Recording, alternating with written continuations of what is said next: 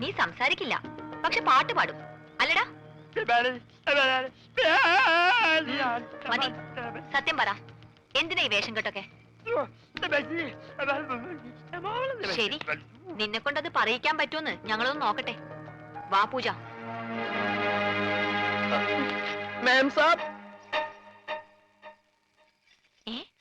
എവിടെ പോയി? ഞാനിവിടെ ഉണ്ട്. എനിക്ക് ഇടയ്ക്കൊക്കെ ചെവി കേൾക്കാനും വല്ലപ്പോഴും സംസാരിക്കാനും പറ്റും. ഞാനൊരു പ്രത്യേകതരം ഊമയാ. നിങ്ങൾക്കൊരു സത്യം അറിയോ? എനിക്കൊരു കിഡ്നി ഇല്ല. അതിനെന്തിനാണ് ഊമയായിട്ട് അഭിനയിക്കുന്നത്? നിനക്കെന്താ വായിലാ കിഡ്നി?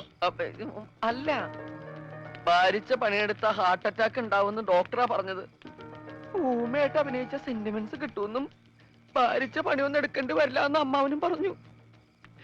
അമ്മാവൻ കാശ് വിട്ട് പറഞ്ഞവരെ ഞാനിവിടെ എങ്ങനെയും ഒന്ന് പിടിച്ചു നിന്നോട്ടെ.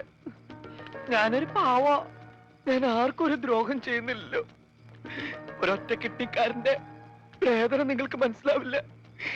എന്നെ കൂടുതൽ കരയിപ്പിക്കരുത്. ഞാൻ സംസാരിക്കുന്നത് നിങ്ങൾ ആരോടെങ്കിലും പറഞ്ഞു കഴിഞ്ഞാൽ നിങ്ങൾ പഞ്ചാബികളുടെ മൊത്തം വെള്ളം കൂടി ഞാൻ മുട്ടിക്കും. ഞാൻ ഇവിടുത്തെ കിണറ്റി ചാടി ചാവും. എന്താ ഈ കുട്ടി കൈകൊണ്ട് പറയണേ? ശരി, ഞങ്ങള് കാരണം നീ കിണറ്റി ചാടണ്ട.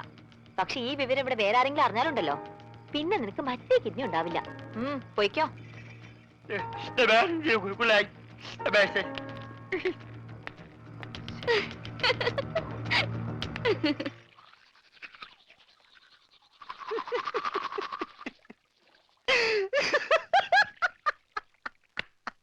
ഞാനെന്തല്ലോ സ്വപ്നം കണ്ടടാ.